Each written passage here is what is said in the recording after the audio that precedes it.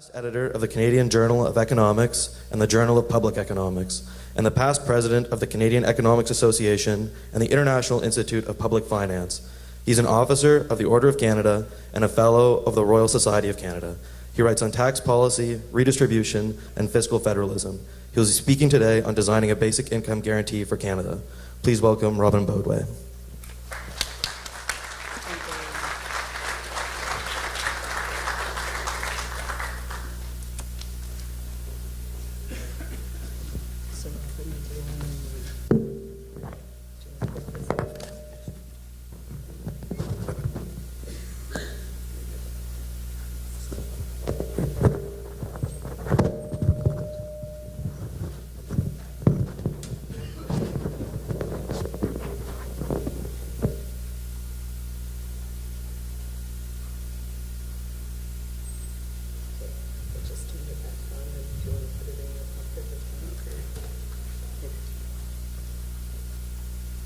Good. Can you hear me back there? Good. Well, thanks very much to Mandy and the other organizers for putting together this marvelous conference and for inviting me to come from Ontario to participate. And also thank you for all of you people who've decided to come indoors instead of being outside on a very nice fall day in Halifax. I'm going to talk about how we would actually implement a basic income guarantee in Canada. I'll focus on Canada to begin with and perhaps come back to Nova Scotia later on. And I should say at the outset that even though I'm talking about a basic income guarantee, it may sound to be a little bit different than a basic income in the sense in which Guy Standing was talking about it. But I think in the end, when you combine a basic income of his sort with the income tax system, you get the equivalent of a basic income guarantee. And I'm going to talk about one way of implementing a basic income guarantee that builds on the existing system of taxation that we have in Canada. And I'm going to take as a premise that the basic income guarantee should be delivered through the income tax system. And the argument is that the income tax system already delivers forms of basic income guarantee. It delivers them in ways that preserve the autonomy and the freedom of Canadians who receive these guarantees. And it does so without any stigmatization, any conditionality, or whatever. And it does so, I think, it potentially does so in a very fair way. So I'm going to present, in the end, a specific proposal for going from where we are today in Canada to a basic income guarantee that I think is fair and achieves the goals that we want to achieve.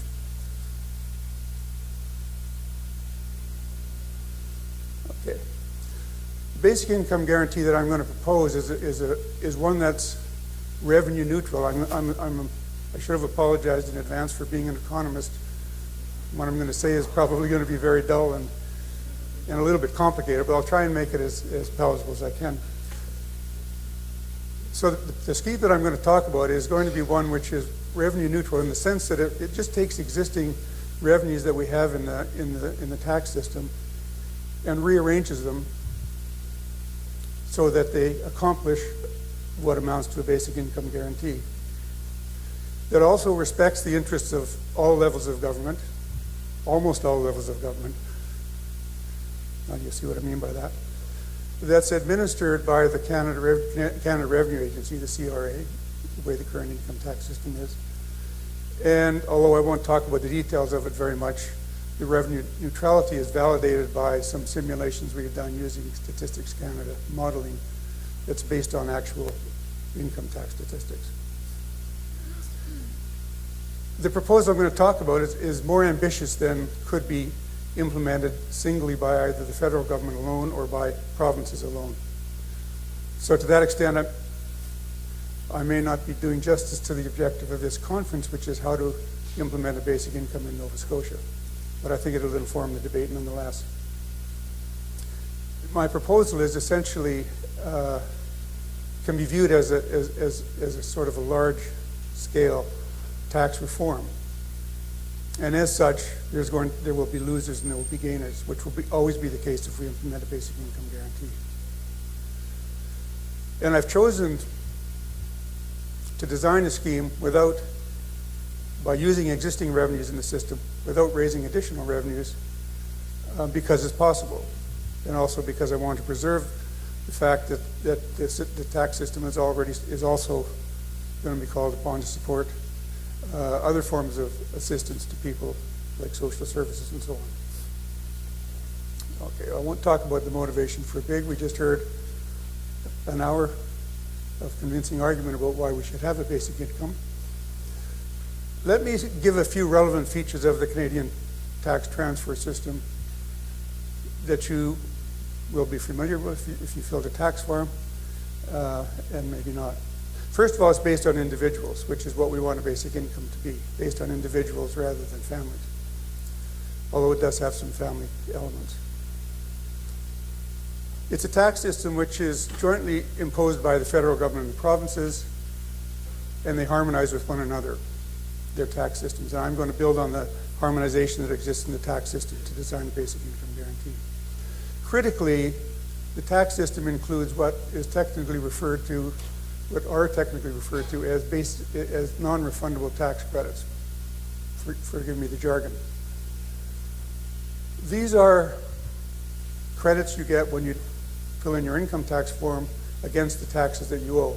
For example, everybody who fills an income tax form in is entitled to a basic personal exemption, which, if you're a full tax-paying person, is worth something of the order of $2,200 a year to you. Everybody gets that in the same amount if they're a taxpayer. Those at the bottom end of the income distribution get nothing because these things are non-refundable. If you don't have any taxes owing, you can't claim this credit. And I'm going to build on that problem with the existing system. We also have a set of what are erroneously referred to as refundable tax credits, which are transfers that people get that are contingent on the income that they earn. For example, the Canada Child Benefit that was recently introduced by the government is a refundable tax credit.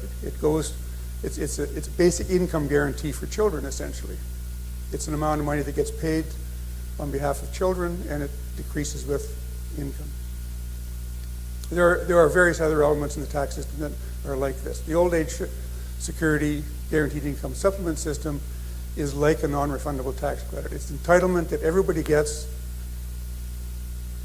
every senior gets, to a certain amount of money, but it tapers off as their income grows, and it tapers off to zero at sort of an upper middle income range. The HST credit is exactly the same thing. It's an amount that you're entitled to, the basic amount you're entitled to that tapers off with income. The working income tax benefit is the same thing, except it's contingent on you being employed. So in that sense, it's not exactly like a basic income guarantee.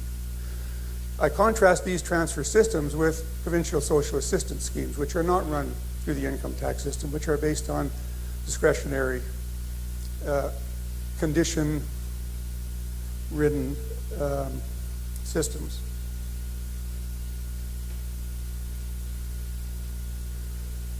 So how would we go from such a system to a system that guarantees everybody in the population a basic amount of income? And I'm going to propose how we would do this in a system that deals with two separate issues. I think we have to solve two design issues before we set up a basic income guarantee. The first design issue we have to solve is, what do we mean by a basic income guarantee? There are sort of opposing views of what this might be. One, which I'll refer to as a universal basic income, which more or less corresponds to what Guy Standing simply called a basic income, is a common payment that goes to everybody,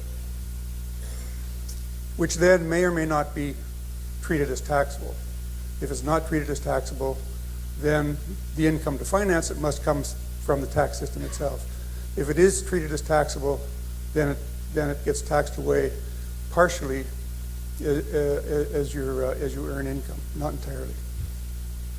All citizens end up getting some benefit.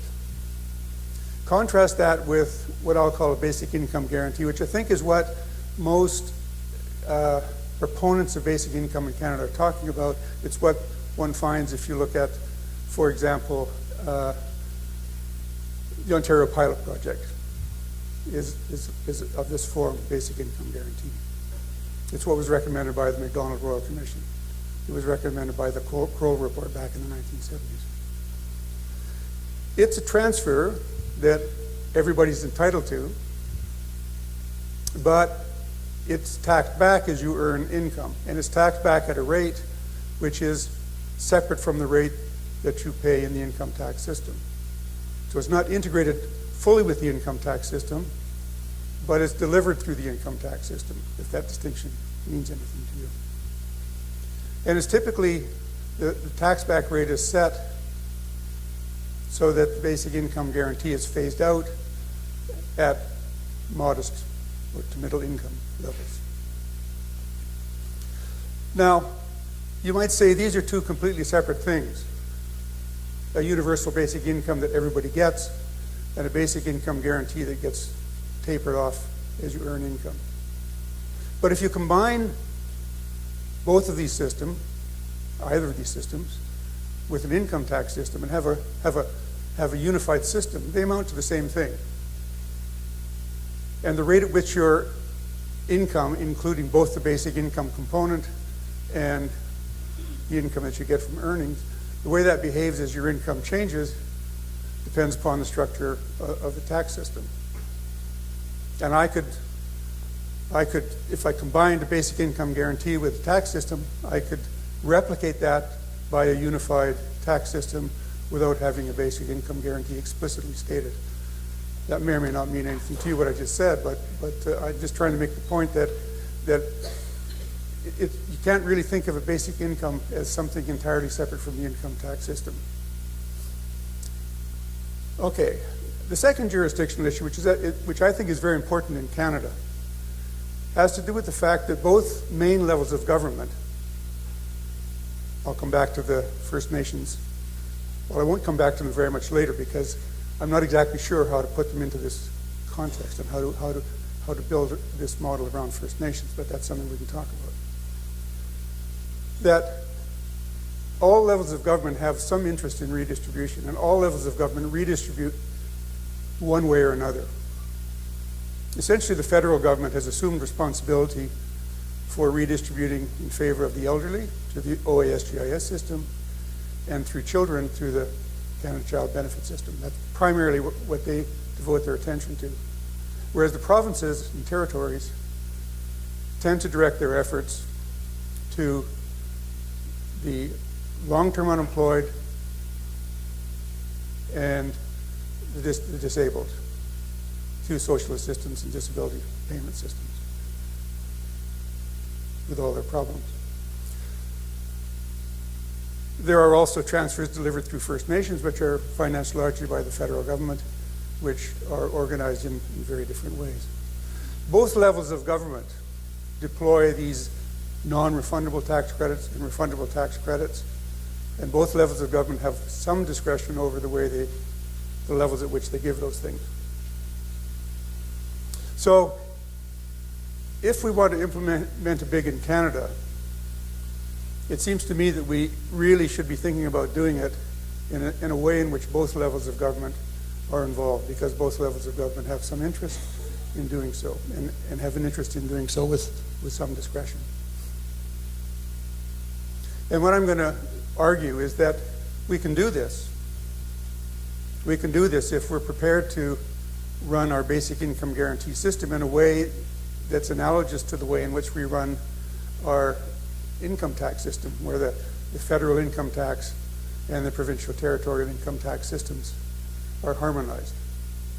And in all provinces except Quebec, when you pay your income taxes, you pay it to one authority. And then it gets divided up between the federal and the government and the provinces by that authority, which is the Canada Revenue Agency. And I think we can use this mechanism for delivering a basic income guarantee that respects the rights and the responsibilities and the interests of both levels of government in delivering redistributive justice.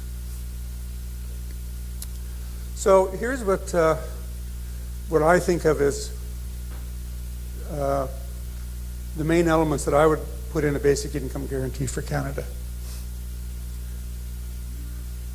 I think that there's some consensus in Canada for having a standalone basic income guarantee alongside the income tax system.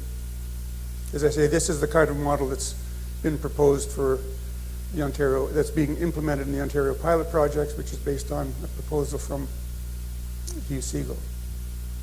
But it's also one that's proposed by many, many other organizations, including some of the basic income organizations.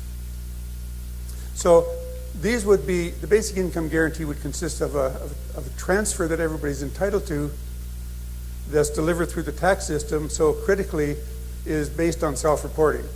It's not delivered like the welfare system, which is based on sort of ex-ante application and monitoring, continuous monitoring, so on. It's based on the tax system, which is based on you as an individual reporting to the tax authority and having the discretion about what to do with the money that you get.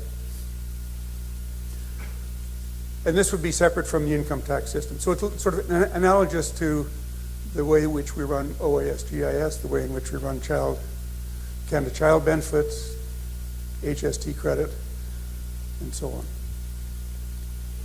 The guarantee minimum level would be a matter of choice, obviously, but I think you would want to think of it as being related to some measure of the poverty level, either the low-income cutoff of Statistics Canada or the low-income measure, whichever you choose.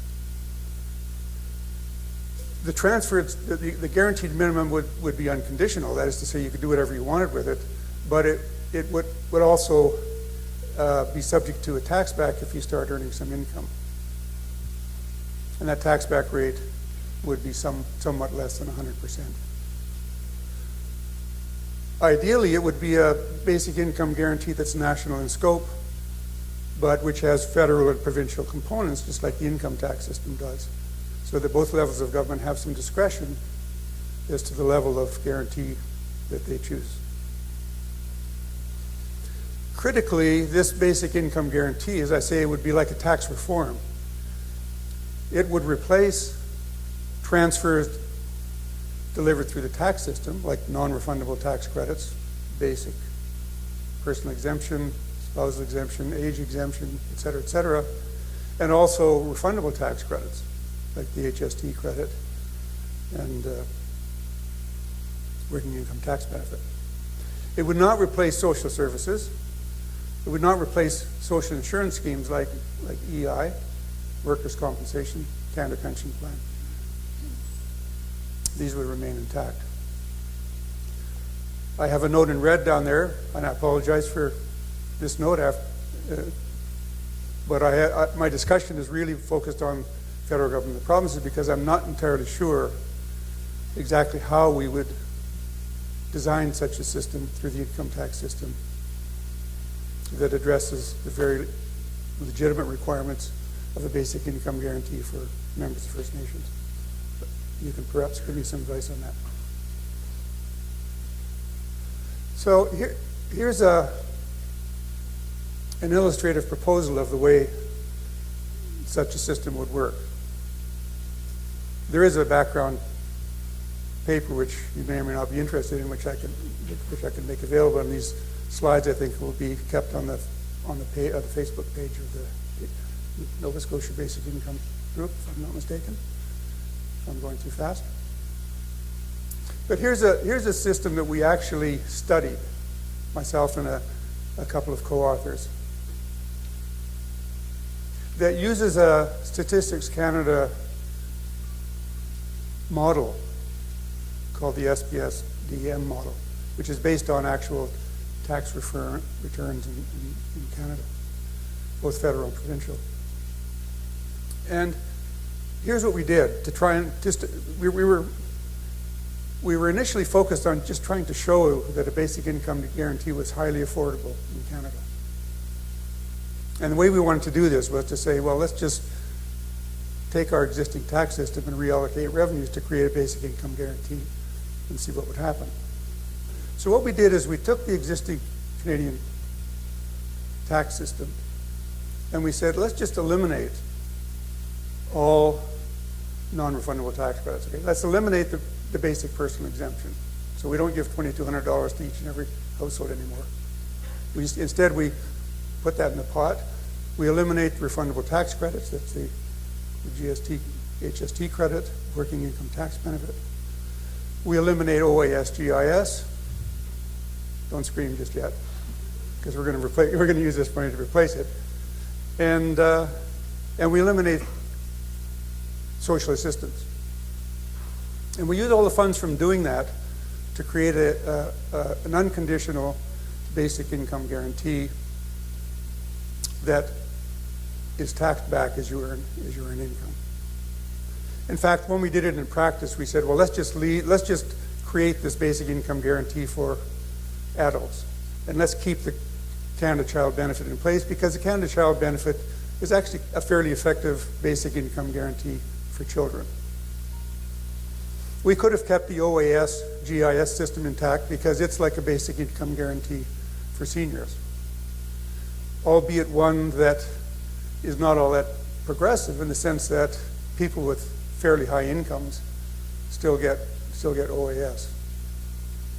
So one of the consequences of us eliminating OAS GIS and putting seniors into our basic income guarantee system is that some upper income seniors actually lose from doing this, but we can tweak the system and so people don't lose so much.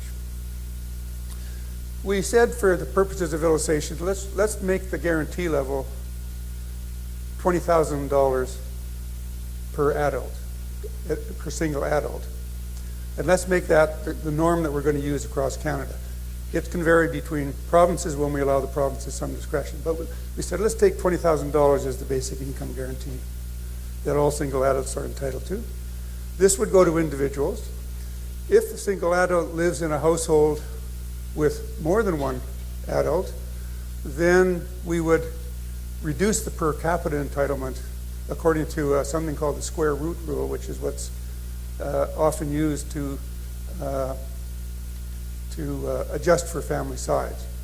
So what it means is that a family of two, instead of getting $40,000, a family of two adults, with two adults, independent of the number of children, a family with two adults, instead of getting a $40,000 basic income guarantee, would get an amount which is $20,000 times the square root of 2.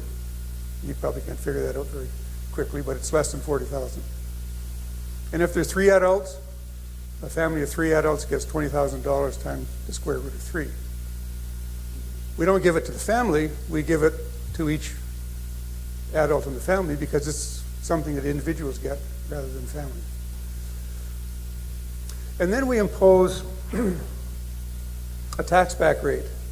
And the tax back rate we propose is 30%. So the basic income, if you're a single adult, you're entitled to a basic income guarantee of $20,000. But if you earn $10,000, your basic income guarantee is going to fall by 30% of $10,000, which is $3,000, okay? That seemed reasonable to us. That's not the whole story, though, because when you earn that $10,000, you're now going to start paying income tax on that because we've gotten rid of all of these non-refundable tax credits. So you're actually going to end up paying something like 50 cents on the dollar for extra income you earn, which I don't know if you think that's high, low, or indifferent. In the Ontario social assistance system, the tax back rate is 50%. I'm not sure what it would be in Nova Scotia. So there's, that's the kind of tax back rate that applies in social assistance systems for low-income people. Anyway, that's the one we chose. So under this system, a basic income guarantee of $20,000 for every single adult, which is reduced by 30% as you earn income, falls to zero when your income is around $66,000 for a single adult. If you're an adult in a two-adult family, it falls to zero before that, and so on. So if you think about what's happening in this scheme we're proposing, we're getting rid of all of the basic personal exemption, spousal exemption, et cetera,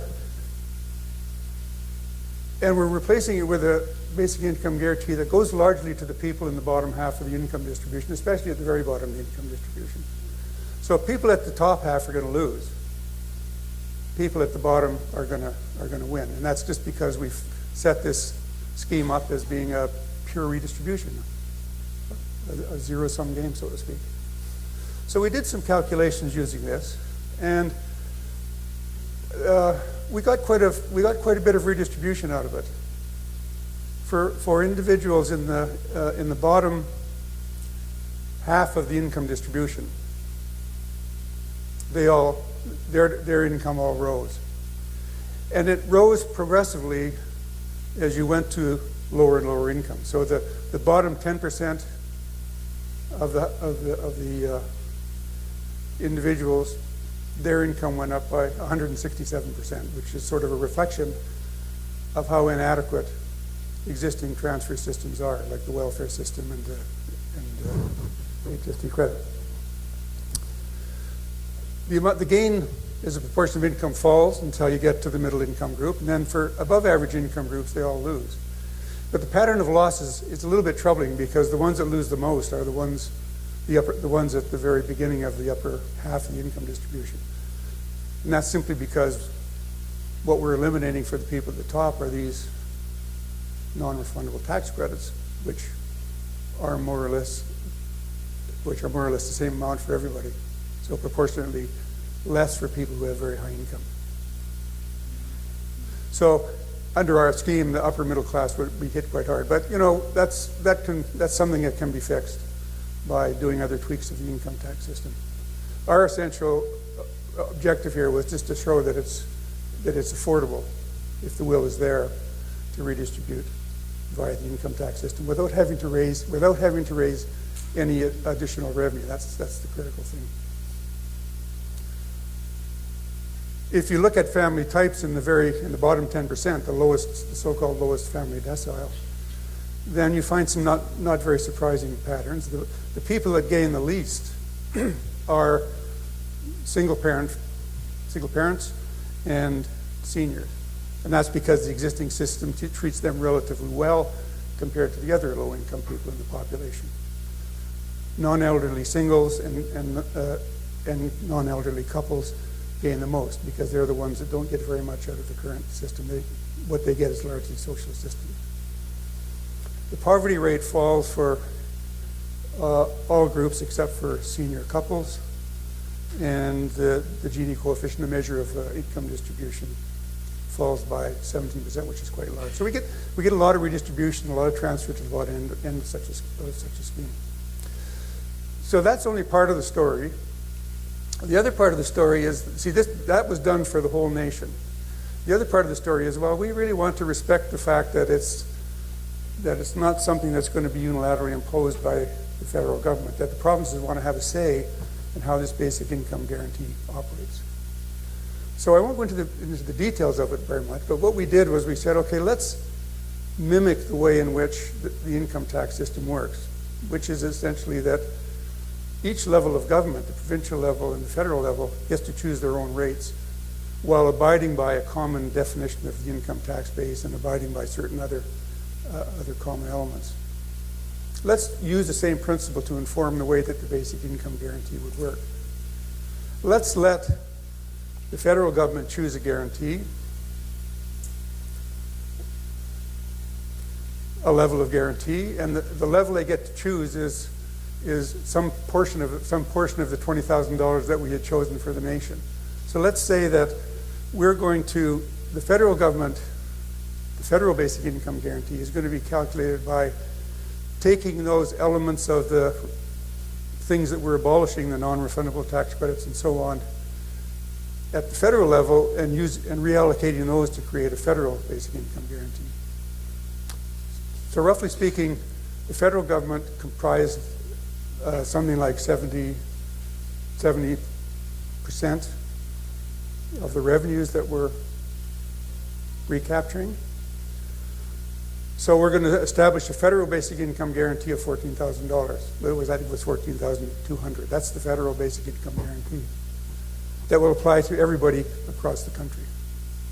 Then the provinces would be allowed to come in, and provided they abided by the same system as the federal government, they abolished all of their non-refundable tax credits and refundable tax credits, they abolished their welfare system, they could use those funds to create whatever basic income guarantee they chose for themselves. So if they all behaved in the same way, then they could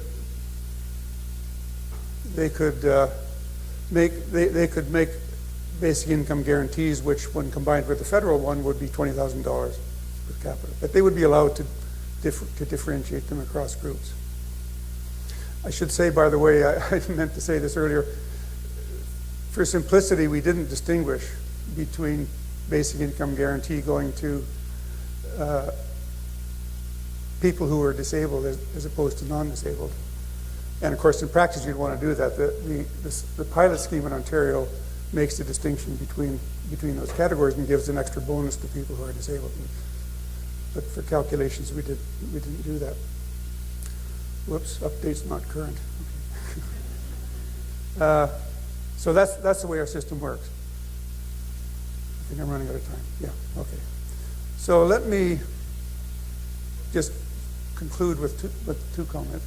One is that if we wanted to run a basic income system this way, it would be very difficult for it to be done by a province by itself. Because a province by itself wouldn't be able to change their structure of non-refundable tax credits and refundable tax credits and use that revenue to create a basic income guarantee within the province. Moreover, there would be a lot of fiscal competition that would make it difficult for one province to provide a basic income guarantee if other provinces didn't do the same thing. So I would be cautious about whether this kind of a system could apply at the provincial level if not all other provinces went along with it, and especially if the federal government and the provinces didn't go along with it at the same time. Well, I won't, you can read my further considerations, but maybe I'll stop there. I think I'm out of time.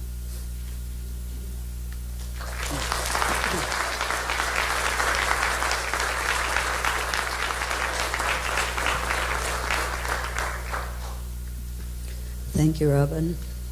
I think it's so critically important that we begin to talk about details and how we could conceptualize funding a basic income. And this may not be the final solution, but it's certainly one that deserves considerable attention and discussion. Unfortunately, we don't have a lot of time, so if we could just have one question, and then we'll have a break. Hi, Robin. Thank you for your work. I read the report in the summertime. I understand there's a new version coming. One concern I had is that the effect on middle class to pay for it was quite high. People around 60, 70,000 a year having to pay out more than six to 8,000 more than they would in the previous regime. Have you guys worked on that more? Are there other ways to reduce the burden on the middle class for this particular proposal? Yes, that's one of the concerns that we had. And the reason we had that problem is because we held the tax structure constant when we did the exercise. But what you would want to do, I think, is accompany our reform with an adjustment to the rate structure so that you reduced the middle class tax rate and you increased the tax rate at higher levels so that you would spread the burden out more to upper income levels from the middle class. Yeah.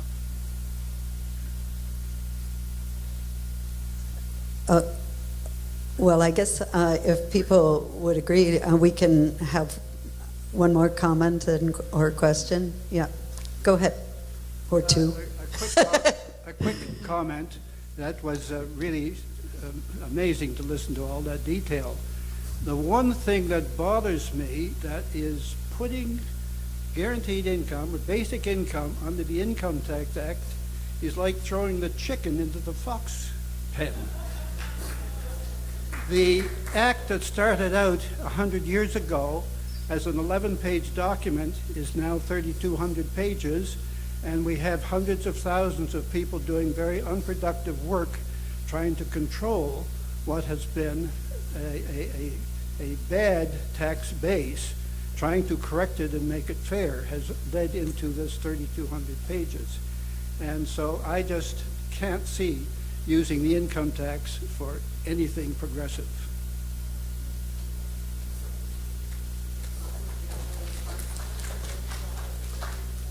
Well, you could say exactly the same thing about the OAS GIS system, which has been a very successful system, legislated outside the Income Tax Act, but administered by the Canada Revenue Agency, or the Canada Child Benefit, which I think, although it's only been in place for a couple of years, I think is a very successful social experiment in guaranteed annual income for children. So I don't think that complexity and issues that we have with the income tax ought to deter us from thinking about ways of making income contingent transfers as a separate program from the income tax. I emphasize, as a separate program from the income tax, but administered by the Canada Revenue Agency.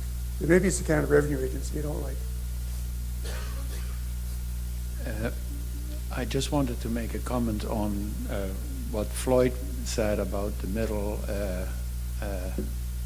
income class.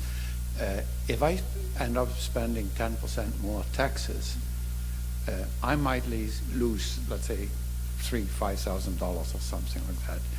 At the other hand, at the bottom, 167% increase in income sounds fairly good. But what really happens at the bottom is you take people out of that lower 10%, and as a result, there will be all kinds of savings to the system in general, in health, education, in justice, in health administration, and justice, and education, and so on.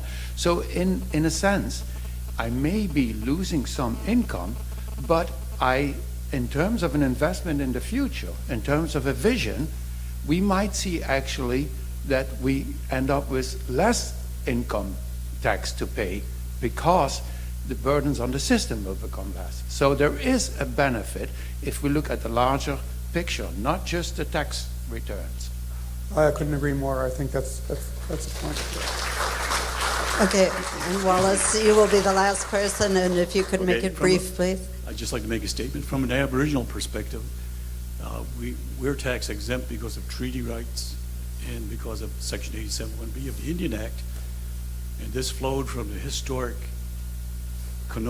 during colonial times when they set aside an Indian Resource Fund for Native people. In 1960, they gave the Canadian Native people the right to vote and made us citizens. In 1964, they took the Indian Resource Revenue Fund and turned it to mimic social assistance in the province where they existed. And so we seem to have a real problem here, as one of education. Everyone thinks that we're a tax burden on the Canadian citizen. But when you look at it, we were really not, because we still own the revenue resource of this country. We haven't lost it through conquest. We made agreements of peace, friendship, and commerce, which our partners, the non-natives, haven't upheld. And here we are situated where our people seem to be structured and stuck in a income quality sector created by the civil service of Canada, where most of our money goes when it costs $100 to deliver $1 to the reserve communities.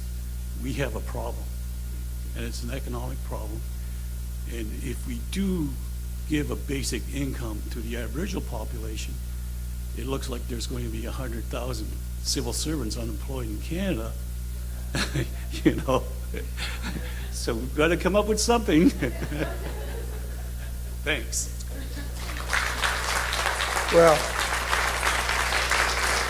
just one response. I completely agree with what you said. The reason we left First Nations out of this is precisely because of the fact that we were putting our proposal as a complement to the income tax system, and it would have been very difficult to do that with the First Nation members on reserve if they weren't part of the income tax system. Yeah, sure.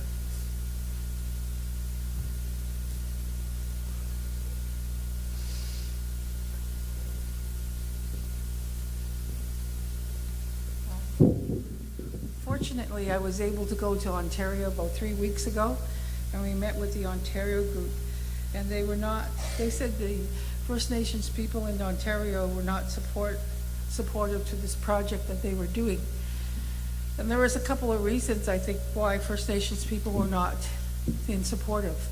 One of the reasons was that Ontario was implementing this approach without having full consultation with the First Nations communities, right? So the First Nations community seen this as not recognizing their ability to be self-governing. And so the other major item about this approach by using income tax is that you cut off most of the support services to the individual. So if they get their income tax done, and then all the additional support services that they receive then is eliminated. It's not there anymore. And First Nations people were really concerned about that, the dismantling of their social programming. So that's really still a very big concern. And the other concern that they had in Ontario was that many First Nations people did not complete their income tax. They don't do it. They don't see it. They see it as another government trying to control them, not the First Nations government. So I think that going in this direction takes a lot more than just having a group like this. You really need to have formal consultation with the First Nations. And we have in Nova Scotia, the Assembly of Nova Scotia Mi'kmaq Chiefs, they have a terms of reference for a formal consultation. That might be the step number one. Thank you. Yeah, thank you.